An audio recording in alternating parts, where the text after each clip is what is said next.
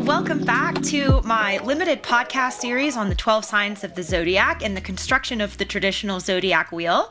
My name is Brie Rhiannon. It's so great to see you guys back here today.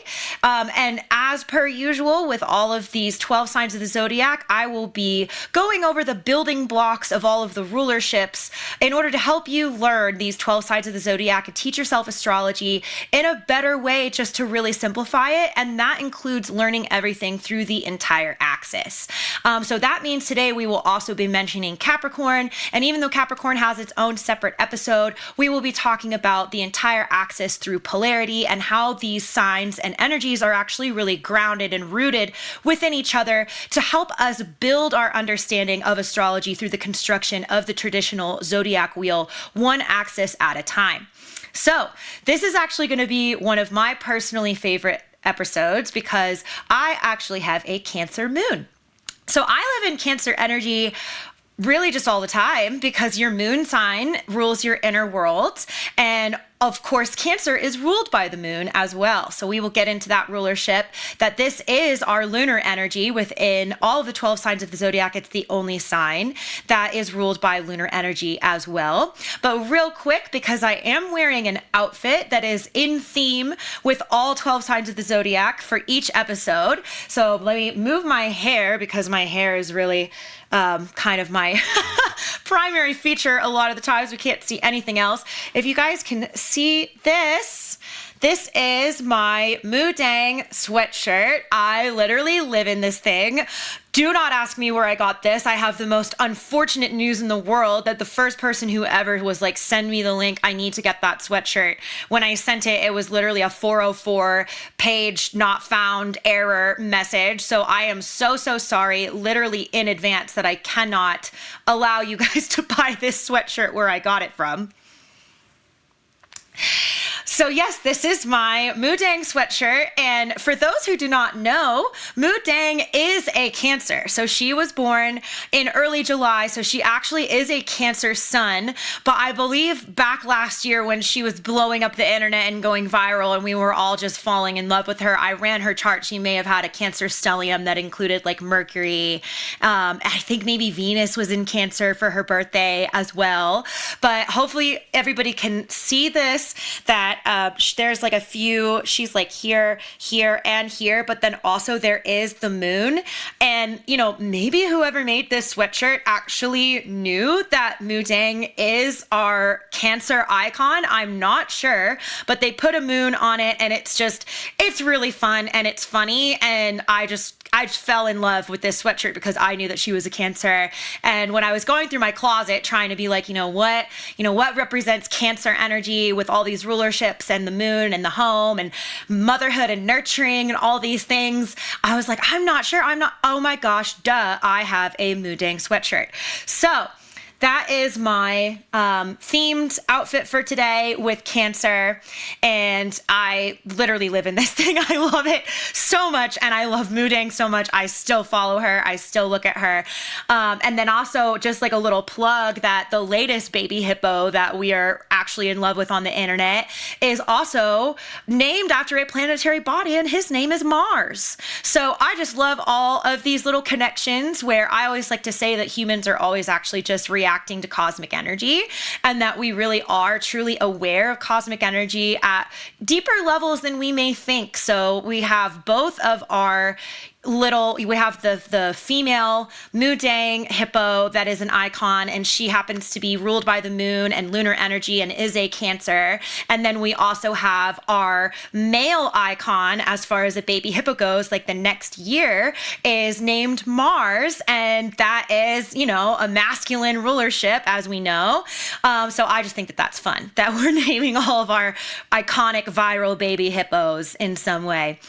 Okay, so let's get into it. As we know, we start with all of our building blocks. So you start with the sign on your zodiac wheel, and that takes you to your first building block, which is the house. So where are we on the zodiac wheel today, and what axis is this? With Cancer, this is the 4th house, which is also rooted up in the 10th house with Capricorn on the other end of the axis. So the 4th house, what is the energy and the spectrum of frequency of the definitions that we find within that 4th house of rulership? Well, this is the house of ancestry, actually. So that is in the frequency spectrum of home. So when we think of home and what that represents, it also represents our family, which is how we get ancestral roots found in this house as well. And when we're looking at the polarity for each sign of the zodiac, as well as the full axis, we can understand the polarity and the rulerships that we are arriving at through looking at the house and the sign that came before it. So the house that came before is the 3rd house with Gemini, and that was a projective sign. So whenever we are applying the laws of physics to the entire axis, and as well as building the zodiac wheel, for every action, there is an equal and opposite reaction. So the equal and opposite reaction to projective energy, which is energy that is flowing out and away from us, is becoming receptive. So energy that is flowing towards us. So that also tells us that the 4th house and Cancer is a receptive house and a receptive energy. Okay, so that just means that the energy is coming towards us and flowing towards us. And then we also know that on the other end of the axis, so that means Capricorn and the 10th house, it's automatically projective. So it's like a plus and a minus on a battery, literally the entire way through, whether you're moving from house to house or you're moving from it just like throughout the entire axis. Okay. So this is home, family, also nurturing. What nurtures us is found in this, because when you think about your home and your family, that is also, when we see it as a physical space, that's the physical space in which you take care of yourself and also the people who are around you as well. So when we use the word nurturing as a rulership, we have to take a look at really like what that defines and what that means. So this is also really a house of fulfillment in a lot of ways. And our other house of fulfillment that we visited before this was the 2nd house and Taurus. So we are looking at, when we're building the zodiac wheel through axis, I always like to go back to the houses that we visited first, because you can see how as we are constructing the zodiac wheel, we're really telling the story of the human experience, life, how you live it, and that in order to arrive at the next house and the rulerships that are within those houses, you also have to have the things that came before it, okay? So because we're in the 4th house now, I would like to take a moment to go back to the 1st house, the 2nd house, and the 3rd house. And you can see that we start with our physical body, our identity. Those are the 1st house rulerships of Aries. You start with that, and it's the moment that you're born, and that's the ascendant on your birth chart as well. And that encapsulates the 1st house, the moment in which your soul enters your body, right? So you start there, and then we graduate to the 2nd house. And what does the 2nd house rule? The 2nd house rules external resources, the things that we need to survive. And then we graduate in that phrase, not just what we need to survive, but also what we need to thrive. So that is Maslow's hierarchy of needs. So this is the 2nd house with Taurus was ruling, do you have food? Do you have water? Do you have shelter? Do you have all of these things that you need simply to exist and survive and keep living on this plane of existence? And then once you check those boxes, you can ask yourself what fulfills you and what fills your cup as an external resource, which is also where we get like money and abundance and things like that. So joy, happiness, gratitude, the things that fill our cup. But then we also remember there is a shadow side to all of this. So then that's also the house of scarcity and lack, and things go into detriment when you don't have those 2nd house things. And you cannot even arrive at the 3rd house, which is where you start to learn, and it's the house of learning. So first you fulfill your identity, you understand yourself and your identity. Then you have the things that you need to keep living, surviving, surviving, but also thriving. And then after you have those things, you're able to then start learning. And it's the energy of your local space, your local surroundings. This is the third house. This is Gemini. We also got siblings with that as well. So you see how we're trickling into then the nuclear family after we visited the energy surrounding siblings first, okay? So it's what do you really interact with energetically throughout the human experience is literally the construction of the entire zodiac wheel, moving from house to house, especially in these first houses of the 1 through 4 that we're focusing on, okay? So when I say that this is a house of fulfillment, and that the second house is also a house of fulfillment, you're looking at the different ways in which you get fulfilled in order to then graduate to okay, if I'm fulfilled in the second house and I have my Maslow's hierarchy of needs met in addition to that, and then after that, I'm asking myself, what fills my cup? What gives me my sense of abundance, my sense of stability? After that, then you start to learn. And once you learn things, then you graduate to this house of fulfillment of home, nurturing, family. Motherhood is also included in here because then the other end of the axis with Capricorn is seen as the house where fatherhood exists as well. So this is also the axis of mother and father energy as well. And I do want to point that out, that these energies are rooted within each other. Okay.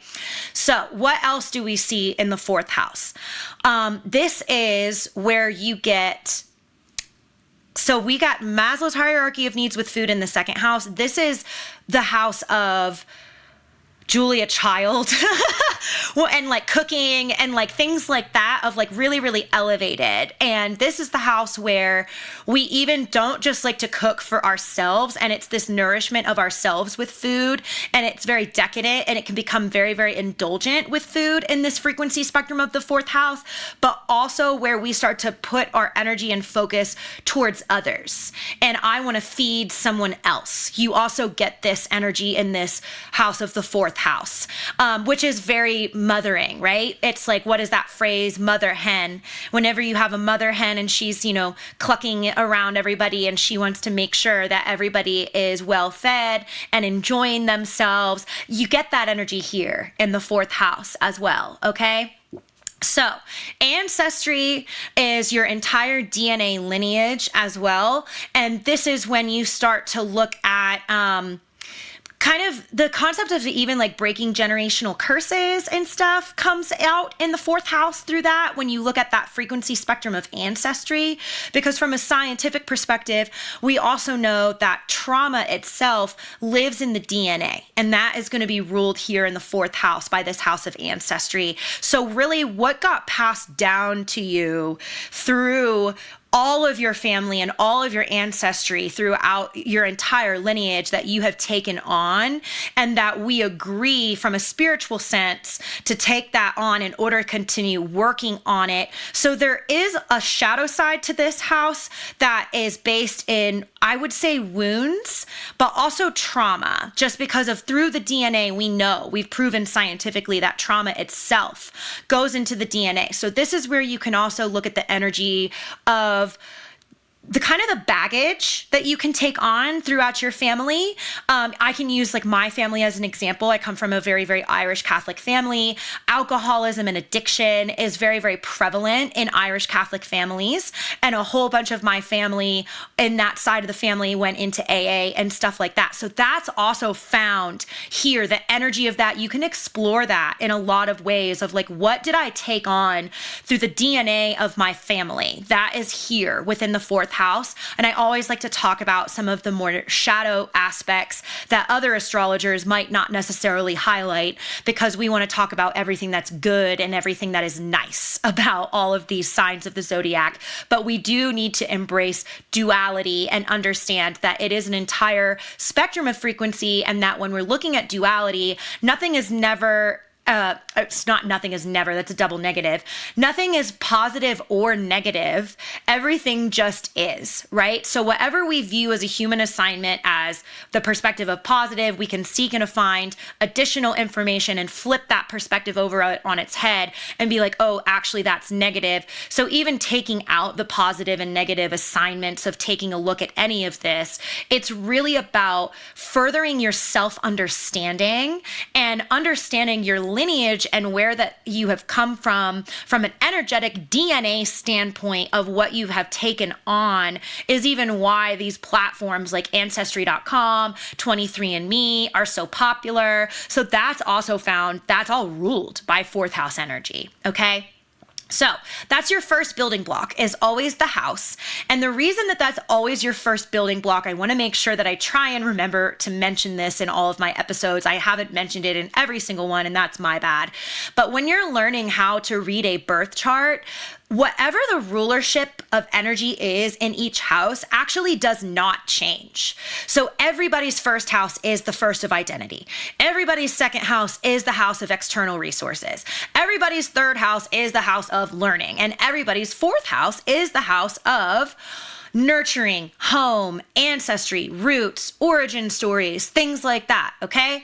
So what changes based on your birth time when it comes to tropical astrology, so let me also mention I am a tropical Placidus astrologer primarily. What changes your by your birth time is your ascendant, which then changes the sign of the zodiac that rules each house. So that's why we're starting with these building blocks, is because even though everybody's fourth house is the house of home, and you're going to get breadcrumbs there of what's going on for you in your home life, whether that is back in your childhood and what you experienced at home there, or after you graduated and moved out and became independent and started building your own home, and what you look for in curating your own space and feeling safe and secure within your own energy of your home, because home is also a concept. So even though we view home as a tangible physical place on the tangible earth plane realm, it's also a concept of, do you feel at home within? Do you feel at home within yourself? Do you feel safe and secure within your own self? And then you can travel about in this world, which is also rooted in the other end of the axis. Once we take a look at that the 10th house is the house of public energy, the public eye, public perception, how people see you. And so the fourth house is actually rooted in privacy. So it's also the house of protection. Well, one of them. I also mentioned that the 8th house, back when we talked about Scorpio, is another house of protection as well. Taurus and the 2nd house is another house of protection because we want to protect our resources. So there's multiple houses of protection, and I do want to mention that this is another one of them. But in a rulership sense, this is a house of privacy. Because when you think about your home and the spectrum of frequency that defines the home, it is our private life. It is the energy that we want to keep other people from necessarily seeing or interacting with. And it is a very, very private energy. And in that sense, we want to protect it as well. So building the building blocks, the 4th house is always all of these things. But whether you have a different kind of ascendant than Aries is going to determine what sign of the zodiac adds a different flavor to that, okay? So if you have a 4th house that is ruled by Libra, for example, well, then you are going to have a lot of focus on relationships and also balance and harmony, negotiations, decision makings, things like that, that come into play in your 4th house on top of the energy of privacy, protection, what you don't want the outside world to see, your home, feeling at home within yourself, safety, security, nurturing, all of these things is going to go on top of, or even at the bottom of, however you want to look at it, your Libra ruled 4th house or whatever you have. So everybody has a different sign of the zodiac that is ruling these house rulerships.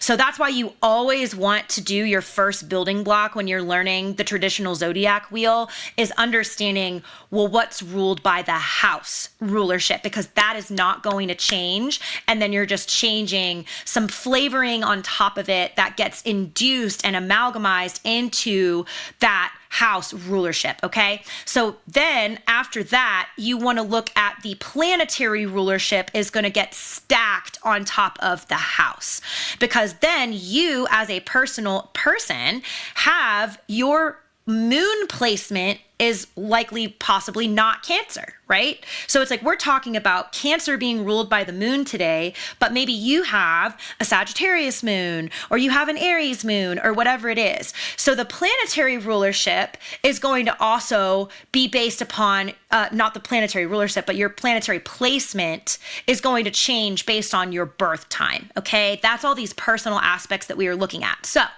we're in the 4th house. It's normally Cancer.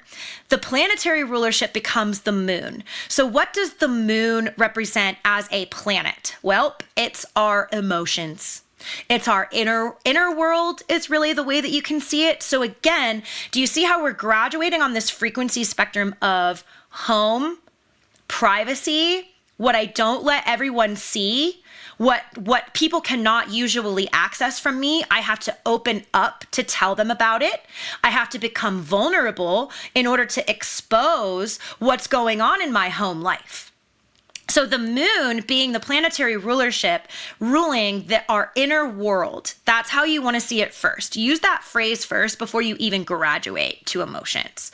Say inner world. It's people cannot automatically see it. They cannot automatically get it from you, and you have to open up to them in order for them to get that side of you, get that part of your personality, and get that energy. So whatever your lunar placement is, whatever your moon is ruled by, it's always going to be the definition of your personal spectrum of frequency of what defines your inner world. Okay, so when it's Cancer and it is by rulership, it is also emotions. So Cancer rules emotions, the 4th house also rules emotions, and the lunar placement in general, the moon rules emotions as well. So it also rules intuition. And that's like, your gut feelings and everything, how we define intuition. You can graduate to this being a psychic house and a psychic sign, because after you explore the frequency definition of how we define intuition, then you even get just into full blown what we define as psychic abilities. And do you have the gifts of sight, all of your clairs? You can look them up. We all have 5 psychic signs that really they tie to and match our 5 physical senses, but they're like the intangible rooted versions of those. So even people get clairsalience, which is their psychic sense of smell. There's psychic sense of touch. There's psychic sense of taste. There's all of these things we know as clairvoyance is our psychic sense of sight. So that is also ruled on this part of the zodiac wheel is in with Cancer, the moon, and the 4th house, and all of that as well. So whatever your personal moon sign is also can give you some breadcrumbs and some clues as to what your personal psychic abilities look like, because we all do have psychic abilities. And to say that only professional psychics have psychic abilities is putting people up on a pedestal that we should not be doing that. They have just simply taken the time to cultivate those psychic abilities. Like I can say for me, I am a psychic medium. I do mediumship. If you want me to just talk to dead people who have passed on, I can do that. But you want to know, I did not have that until a few years ago. And that's something that came about years and years and years after I'm already channeling. My parents cultivated my psychic abilities from a very, very young age. So I was actually in my 30s. I think I was 32 or 33, or I was about to be 33 when my mediumship showed up. Okay. And I'm going back to this because I have a Cancer moon. So I live within this rulership energy of lunar energy, psychic abilities, intuition, the things that are hidden, the things that are unseen, and the inner world and everything like that. And it took me quite a long time in the grand scheme of things with people having mentors from, I was in middle school and I had mentors helping me cultivate my psychic abilities all the way back then. Okay. So we live in a largely intangible world. And this is a house and a sign and a planetary rulership that really defines that. And it's the spectrum of frequency that defines the intangible and the things that we cannot see. So scientifically, we do live in a universe that is 97% dark matter. And when we define dark matter, because we kind of don't even know what it is, but we just know that it's something mechanical, it technically is physical, but also it's completely and utterly intangible, and we cannot see it, we cannot touch it, and it's very difficult for us to even understand from a scientific standpoint. And there's a lot of research that is just hell-bent on understanding that this 97% of the entire universe being something that we cannot touch or see or anything like that, and it is fully intangible. And this tends to be something that it's like, on one hand, it's like humans grasp it and we are totally down with the intangible. And then on the other hand, like we're very much not, and we're like not able to acknowledge the tangible. So that's something that we really need to work on, is breaking down these barriers of understanding that intangible energy actually really truly does rule this entire reality. So in that sense, every single human being on planet Earth has these built-in psychic senses. We define them as psychic, but we define psychic as like woo, and we kind of need to take that out of our vocabulary. And this really isn't as woo as we think. And it's really even attached to survival and being able to operate in a universe, in a physical realm in which only 3% of it can we see and touch and interact with in a physical way on the physical plane of this realm, right? So in that sense, of course, we all have these senses that help us feel and interact with all of this intangible stuff. And the easiest way to break down the barriers in the brain with this is to know that, well, even just the way that you're listening to this podcast, or perhaps watching it on YouTube or watching it on Spotify, maybe you're watching the video, maybe you're not, you're using Wi-Fi in order to tap into this. And if you're watching it, it's becoming more physical for you. If you're not watching it, it's even more intangible, and you're literally only listening to it. And you're using a tangible sense of sound in order to interact with it. But in order to access it at all, you are interacting with a frequency band of whatever your Wi-Fi is on. Most of us are on 5 gigahertz, but even I can't say her name, devices from Amazon, otherwise she'll start talking, are on 2.5 gigahertz, okay? So hertz, gigahertz. That is the spectrum of frequency, of definition of what is running our telecommunications that we can actually measure with equipment, okay? And that runs our life to the point where when that stuff is down and when it's broken, we're so upset and we cannot function and we're mad and we can't deal. And so we're super bought into the intangible in that sense. Or also like your GPS when you drive around in your car, and it's like, you know, I even need a GPS. I'm still using my GPS to go somewhere where I even know where I'm going at this point, because, oh, well, I get my traffic alerts and everything like that. Well, that is running through an invisible band of frequency from a satellite that is floating up in space, and all that stuff is just beaming down information everywhere, and you're accessing it in order to just, you know that there's not an accident on the way to the grocery store or whatever we're doing, right? And when that doesn't work, well, then we're upset. When it doesn't work and we don't know where we're going, we don't even know how to get to where we're going anymore. So human beings are bought in deeply to intangible things that we cannot see, we cannot interact with, we cannot touch them. But then now we're going to go down the road, because this is the planetary rulership of the moon. And those of us that pay attention to the intangible energy of lunar energy and the moon, and perhaps living in what we call lunar synchronicity, paying attention to the new moons, the full moons, the waning moons, the waxing moons, and what that does to our energy. Oh, well, we came up with the word lunatic for people like us. Literally, the word lunatic, lunar, lunacy, because apparently paying attention to intangible energy makes you insane and crazy, and you're the crazy one. But scientifically, we know that the moon creates the tides, and it is actually tangible, and it is actually physical, and you actually can see that with your eyeballs.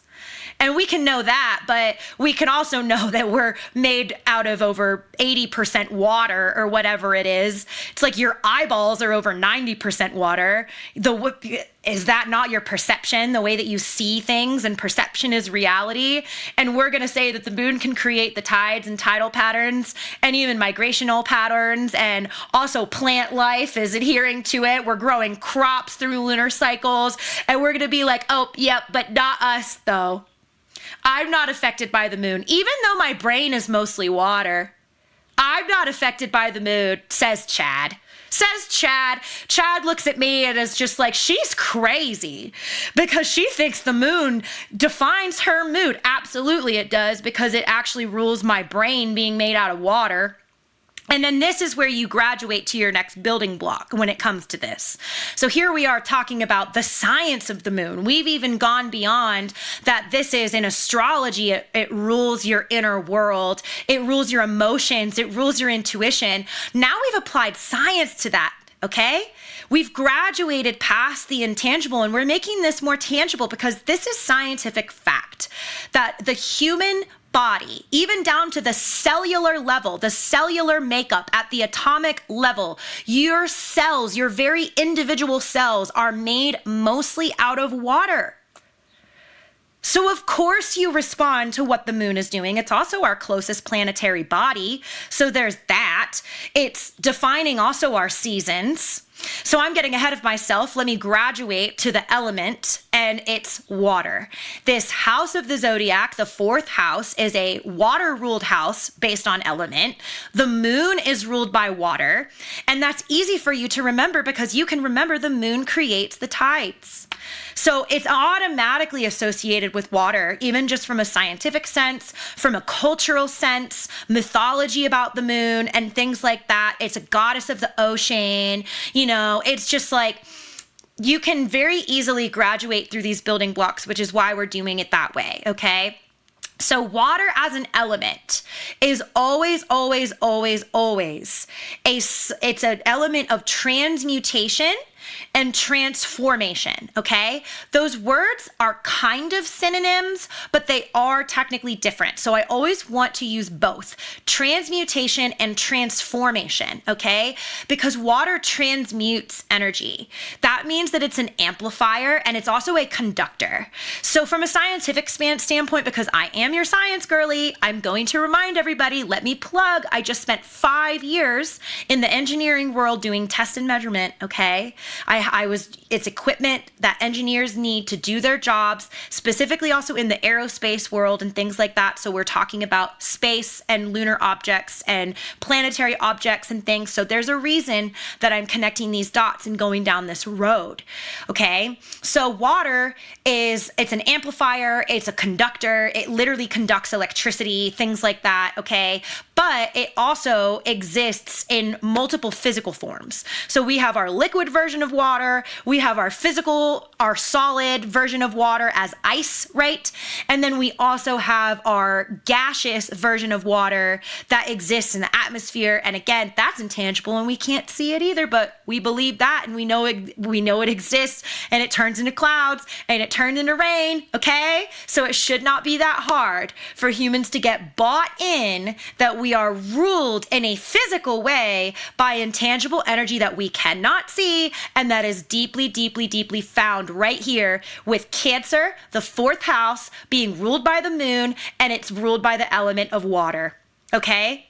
But I also want to point out that as we move through the signs of the zodiac and we're exploring polarity, we looked at this being a receptive house, okay? So this is a house of receptivity when it comes to water, as well as far as how the element works. So I want you to notice that that's a change of direction from the other water sign that we looked at first, because we're building through axis, that was the Taurus Scorpio axis. And Scorpio, being ruled anciently through Mars in ancient astrology, was a projective water sign. So when it came to Scorpio, the mechanical direction of the element of water and the way that it is functioning was actually moving out and away from us. And now that we're here in this house with Cancer, we flipped that and it's receptive, okay? So it's just a mechanical difference of direction in the way in which the element performs. So that's how we're even getting these rulerships of inner world, the home, privacy, protection, what we don't want to show people. We have to become vulnerable and open ourselves up, because even just the water element, and it's our inner world, and the planetary element of the moon, and that being our inner world, everything's flowing towards us, which then makes us want to hold on to it and protect it and not necessarily show it to everybody. That needs to become projective in order to get there, okay? So where do we go after we look at the planetary rulership and the element rulership stacked on top of that? Well, then we're going to go to mode. So I'm going to go back to a phrase that I just said where I was like, oh, I'm getting ahead of myself. And I was talking about how the moon makes our seasons. And how does that work scientifically?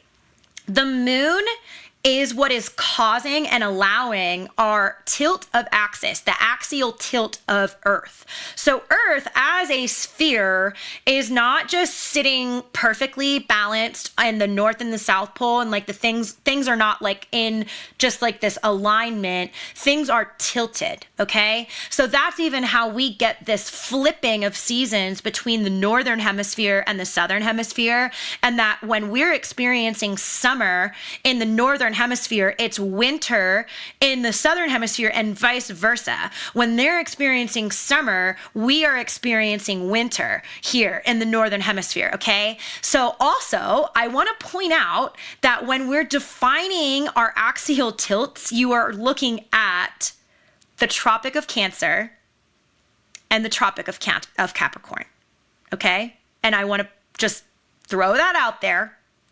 And this is like the equatorial aspects of the Earth and the tilt, the axial tilt and measurements associated, okay? So this is important for you to remember the mode, in which you don't need to remember each mode. There's only 3 modes, okay? Cardinal, fixed, and mutable. And then when we learn that, when we're trying to learn astrology, sometimes we always get overwhelmed, because if there's only 3 modes, well, then that means that there's 4 signs of the zodiac per mode. And how am I going to remember all of that? We always learn the mode by axis, because the entire axis is the same mode. So this is our second cardinal mode of the zodiac. It's the last one. The first one was the Aries and Libra axis. And those were the spring equinox with Aries and the fall equinox with Libra. So now this is our summer solstice, is always the start of Cancer season, and up in the other end of the axis with Capricorn, that is always our winter solstice here in the Northern Hemisphere. So I also want to point out that tropical Placidus astrology, and tropical Placidus astrology it's simply the most famous mainstream astrology that everyone is getting exposed to, especially in Western European culture. And Western European culture has simply permeated the entire globe through imperialism and colonialism, because tropical Placidus astrology was born out of the Roman Empire in ancient Alexandria. And that is where this started. And then the Roman Empire went and, kind of conquered everywhere. And that culture, their culture permeated all of these areas of the world. And then those cultures even went on as we move throughout history. You have like the British were the next kind of to go around and colonize and do the imperialistic stuff. And then they gave birth to the American Empire. And then the American Empire did it too. So it's all really rooted in the Roman Empire first, and they were living in the northern hemisphere. So their seasons of these equinoxes and these solstices were determined this way. And what you're really seeing in tropical astrology is that tropical astrology is defined by, and the zodiac calendar is defined by these seasonal aspects, these beginning of the seasons, okay? But it's really easy to remember it in this Cancer Capricorn axis because this lunar planetary rulership of the moon causing the axial tilt is what causes the seasons, helps you remember that cardinal mode. And so the mode is always also kind of a mechanical functionality of the way in which the energy performs. So all cardinal energy is seen as starter energy. And it's easy to remember that because you are starting a new season at the beginning of all those signs of the zodiac, right? So when people are taking on this energy and they have these placements, so it's like people with Aries, Libra, Cancer, and Capricorn placements, those people tend to be very good at starting new things, starting new projects, taking on new things. They're very motivated. They tend to want to do because it's like this whoosh of energy that just starts something new. And they're living in that and they are embodying that at all times. So then you also see throughout the zodiac wheel, I do want to take us back to understand that these modes are also, when you're building through axis, there's an equal and opposite reaction of these modes reacting to each other. So the first axis of Aries and Libra being a cardinal mode, the next axis automatically with Taurus and Scorpio was a fixed mode because the equal and opposite reaction to energy that is moving forward and quickly and starting new things is to then have a stoppage of motion. And fixed energy becomes slow and stubborn and controlling and meticulous. And all of these things it's a different functionality of the energy in a fixed mode than it is a cardinal mode. And then the next axis that we built after that was Gemini and Sagittarius. And that was automatically a mutable mode because the equal and opposite reaction of fixed energy and controlling and slow and stubborn and stop, nope, don't move is go with the flow. And that it's the energy changes and becomes whatever it needs to become. It's very adaptable based on the context of the energy that surrounds it. And that was the last axis that we built. And so bam, the equal and opposite reaction to mutable automatically becomes cardinal again.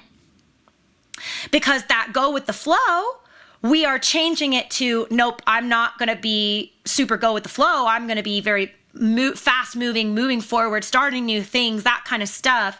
I'm not changing and adapting my energy based on what it's surrounded by because I just looked at you and I had that equal and opposite reaction of that. So easy to remember mode by axis, but also even just exploring what modes are, building them through axis and applying that equal and opposite reaction is how you understand the functionality and how the energy truly performs. Okay. So going back to all of our building blocks, right? So we are building the zodiac wheel. We are building it by axis. We are starting with Cancer. And okay, what house is that? Okay, that is the 4th house. That's the house of home, ancestry, origin stories, privacy, protection, because I don't want to show what's private, right? And then also, what is the polarity of this house? It is receptive because the house that came before it was projective.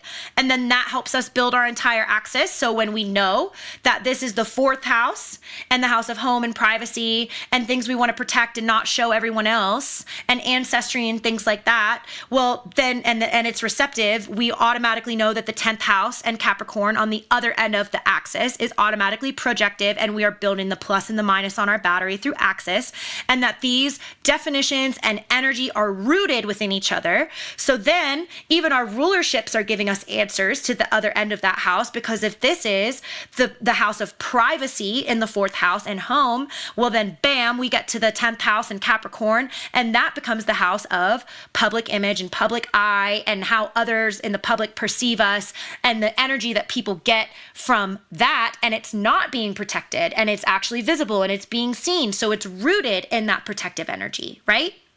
So then after that, then we put our planetary rulership on top of what the house is, and we understand things even further. So this is ruled by the moon, this house, and Cancer is ruled by the moon, and this is our lunar rulership. And what is that?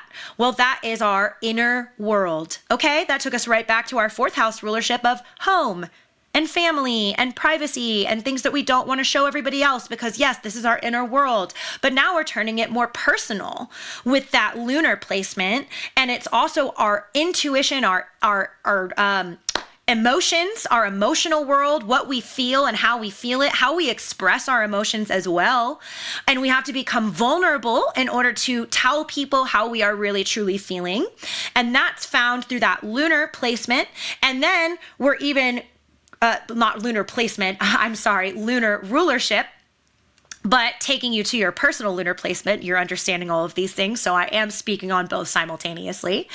And then that takes you straight to the elemental rulership, because it's easy to know that the moon creates the tides, and it's tied to the ocean, and it's tied to water. And so bam, there we know right away this is ruled by by a water element rulership. And then we look at that being transmutation and transformation, but also all water element, all water signs are inherently ruling emotions and emotional in some way, and dealing with the expression of emotions and also vulnerabilities, and being willing to show what our vulnerable energy looks like to other people and be comfortable with that. And so then you're looking at, there's safety and security and protection coming up. So that's taking you back to those house rulerships too.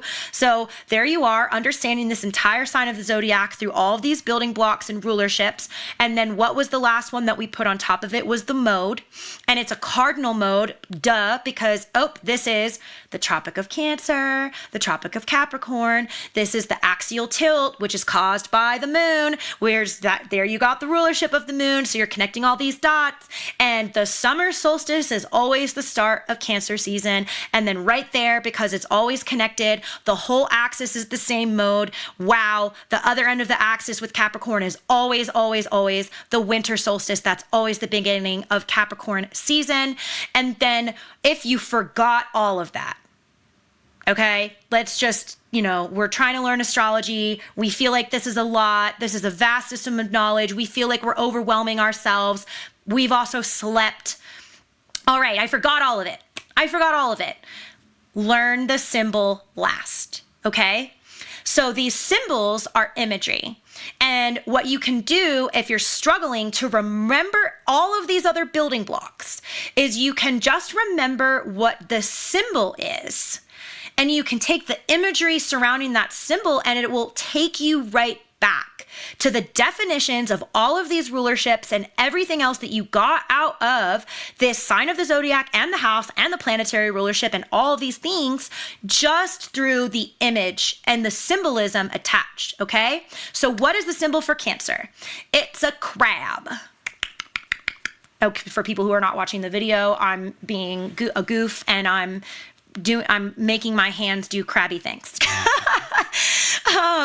So that's what I was doing just then for people who are doing audio only, and they're like, what is this girl? What are these sounds that I am hearing? So the image of the crab, and it's like you can also go to your emoji keyboard and you can type in Cancer, and the way that it looks like it is an outline of a crab. That is what that symbol is if you ever send somebody the Cancer emoji, okay? But even if you type it into the emoji keyboard, the actual animal of the crab is in the emoji keyboard, so it also pulls it up and it knows that the crab is associated with Cancer. So what do we get out of the symbol and the imagery of a crab? Okay, well, that is an animal that is living inside of a hard exterior shell, and they are soft and vulnerable on the inside. Okay. So there you get that energy of protection is coming up right away, but also home. Because technically crabs, they get like new shells and they have to outgrow, they have to molt, they molt their shell and they shed that shell, and that shell is their home. And then they take on a new shell. Either it's, the, what are those crabs called that we could buy at the pet store? Gosh, this is like not gonna come out in my vocabulary right now, and I'm having recall issues. But those types of crabs, and like they have all these different shells that they give you even when you buy a crab at the pet store, because that crab is gonna outgrow its home and then it's gonna need a new home, right? So there you go. Like, this is the house of home right away. You got that because it's literally, this is the crab's home that it's living in.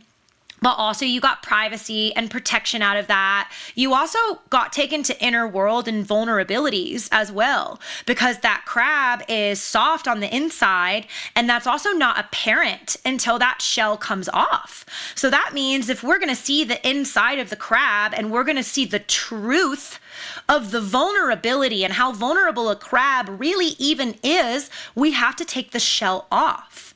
And we have to look inside the inner world of the crab, okay?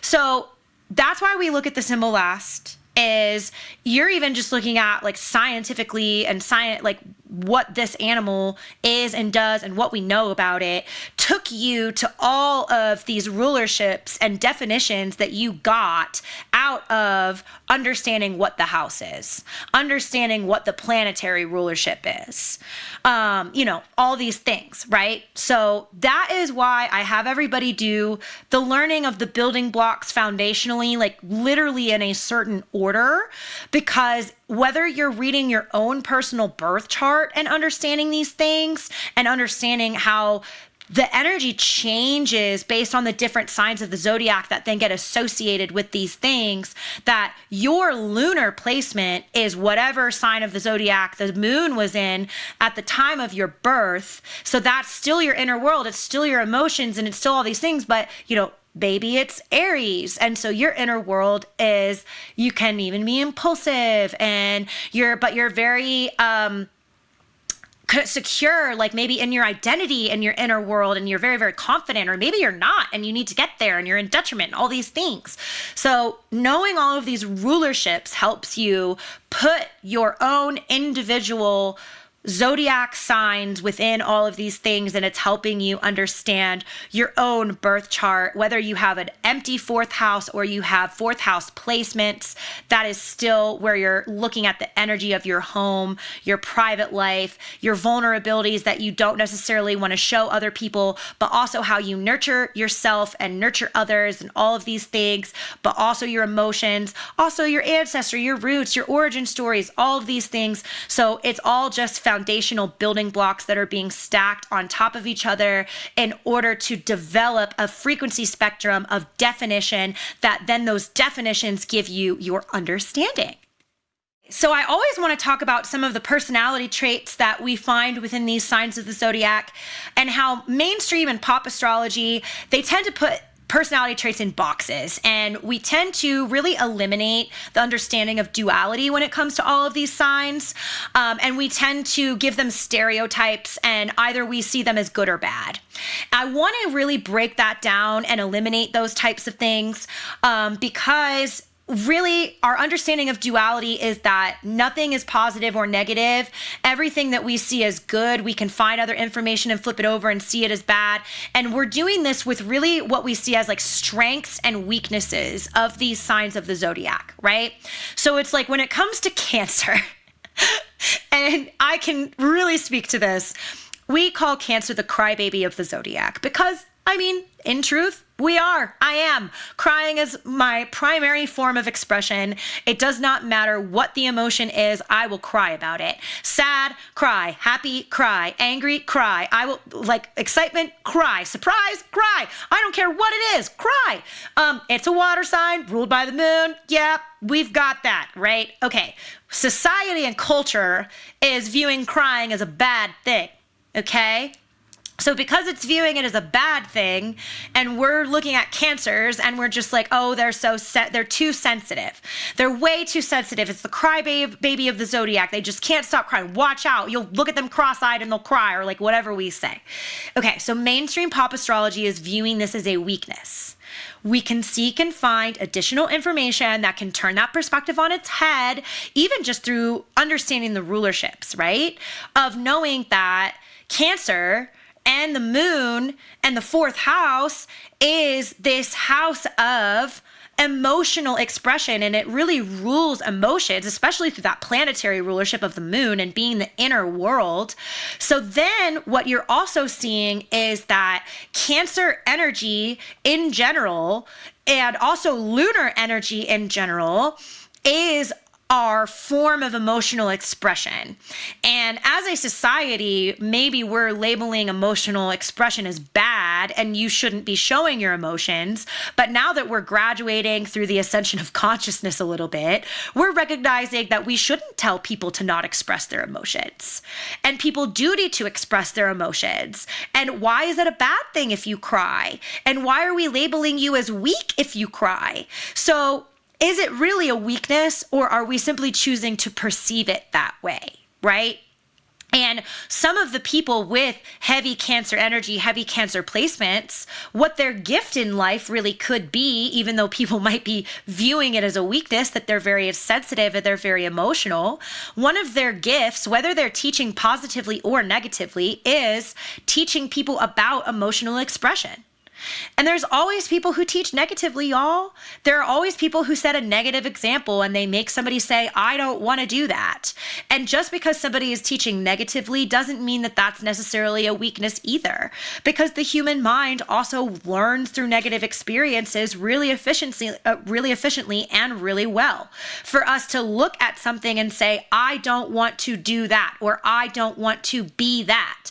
So the stereotype of, oh, these sensitive crybabies, we could find a whole bunch of information to flip that over on its head. So really what we need to do is be very wary of the stereotypes that astrology, mainstream pop astrology, is presenting to us. And we really need to learn everything through these building blocks, and then also be aware of this positive versus negative, good versus bad, right versus wrong, binary viewpoint that is simply just ingrained in the human experience, because we also have a left versus right brain system, right? We need to be wary of that. We need to become conscious of that. And whatever we are viewing as a weakness, we can find additional information and we can flip that perspective over on its head, and we can view it as a strength. And whatever we view as a strength, we can also find that and flip it over on its head, and we could view it as a weakness. I could do it with Cancer energy really, really easy, because we're looking at this energy of nurturing and motherhood and fulfillment and all of these things. And the shadow side of that becomes a momager, a stage mom, a helicopter mom, somebody who's very, very controlling and overprotective, a mother hen who is overprotective. Can I view that as a weakness? Because you need to let somebody learn their own lessons, and you cannot protect other people from their own lessons that they need to learn. Other people need to go through trauma. They need to get hurt. But we get the energy of protection here in the fourth house and with Cancer and with the lunar placements as well. And whatever is going on with that, can we become overprotective, and can we be holding other people in our lives back if we have heavy Cancer energy with us, because all we want to do is protect everybody around us from getting hurt? But then they're not learning their lessons and they're not going through their own life experience, and then that was not a good thing for us to do. See? So whatever it is, we can find the detriment, we can find the weakness, and whatever it is, we can find the strength, and we can find the gift within it, because all energy is a tool and all energy is a gift. And then the other thing that I want to mention, I'm running out of time, is that whenever the energy on one side of the axis does go into detriment, interacting with the energy on the other end of the axis is where it is rooted and where it is grounded. So I've mentioned a few things about that 10th house in Capricorn and how we get that energy and that being rooted in Cancer. But for example, if Cancer energy becomes ungrounded, going and visiting that Capricorn energy and that 10th house energy, and also energy of Saturn and things like that, can help that Cancer energy become grounded. So for example, if Cancer energy is becoming ungrounded and going into detriment, it's actually like a good idea for Cancer energy to like leave their house. Cancer energy is not going to want to leave the house a lot of the time. They're going to be very like hermit homebody energy. And, you know, with heavy Cancer placements, and what do heavy Cancer placements mean? It always means inner planets and also the ascendant. So Sun, Moon, Venus, Mercury, Venus, Mars, and the ascendant. If you have Cancer in any of those areas, it's very, very likely that you are not going to like to leave the house very often, but it actually is going to do you well and do you good when you get out of the house. It's going to give you a restart and a refresh with your Cancer energy, because it became ungrounded by staying in too much and by not interacting on the other end of your axis, which is that public energy, going out and about, letting people see you and not being so protective of your energy. It's counterintuitive, I know, but it's going to help you. It's going to make you feel better if you go take a walk, go to the park, go out to brunch, meet out with a friend, go get coffee. You're going to find yourself coming home and wow, all of a sudden, like the anxiety that maybe that you were struggling with before, your anxiety has lifted a lot because you went out into the public. And that's because working within the axis and the polarity of the axis, you needed to go from a receptive state to a more projective state. And you needed to go from the energy of privacy, protection, home, and not allowing anyone to see anything, into that energy on the other end of the axis of public perception, public space, allowing yourself to be seen and not necessarily being so protective of your own energy and all of that. That's where I'm going to stop with you guys. You know, I could talk for hours and hours and hours and hours about every single sign of the zodiac. But if you are looking to connect with me on any of my social media platforms, I am Brie Rhiannon everywhere. So that's Brie like the cheese, Brie, Rhiannon like the Fleetwood Mac song, Rhiannon. I am mostly active on Facebook and Threads because I do mostly identify as a writer. So that is where you can find me and interact with me the most. And also I have a group on Facebook called Lunar Revolution, which is great to plug today during the Cancer episode and that lunar rulership of the moon, and that I have a Cancer moon and I'm very ruled by lunar energy. And so one of the things that I do is I have science-based methods of manifesting with the moon and reality generation with the 12 signs of the zodiac applied, and understanding what frequency the moon is in for working with the lunar energy of projective and receptivity and all of that in order to generate the best possible reality for yourself. So it's actually the title of my first book that I am working on, outlining all of those methods, is also the name of my Facebook group. So if you just search Lunar Revolution in the search bar, answer the questions to get in the group, you can also find community and like-minded people like you. I reserve a lot of my nerdy science content for there. So if you're also into literally reading full-blown scientific studies and connecting spiritual dots in order to just navigate this human experience better, that is where that content lives for me. Make sure that you are subscribed if you're watching, especially if you're watching on YouTube. Other podcast projects that I do have in the works will eventually be out, but also don't forget to look at all the other episodes of this limited series of the 12 signs of the zodiac, and there is one episode on just the zodiac wheel, so it is a total of 13 episodes to help you with your ground level rudimentary start of astrology and learning astrology and your astrology journey and all of those things. Also, I do work with people one-on-one, so make sure if you want a birth chart reading, if you want a mediumship reading, if you want help working with manifesting, working with the moon, whatever it is, if you want psychic development, you want to help learn how to develop your psychic abilities, which we talked about here in this episode and how we absolutely all have them. So therefore, we all should be using them. am. We are living in an intangible, largely intangible world, 97% dark matter, even though we are on a physical plane of existence. And you want help with that, you can have a one-on-one session with me anytime, or you can also be in a full year package with me in which we're meeting multiple times a month. I'm doing energy work on you every single month, and we are just really learning how to navigate your human experience and giving you all kinds of tools in order to be more fulfilled, experience more abundance, and just have a better time in this video game that we are all playing that is just built on expert level hard mode that we cannot change. So if I get to see you one-on-one and you book a session with me, I am excited and I look forward to meeting you. If all we do is interact on social media, you also want to say anything in the comments or anything like that, that is great too. And I look forward to exploring the rest of these episodes and also future projects that I have in the works with you guys. And that is pretty much it.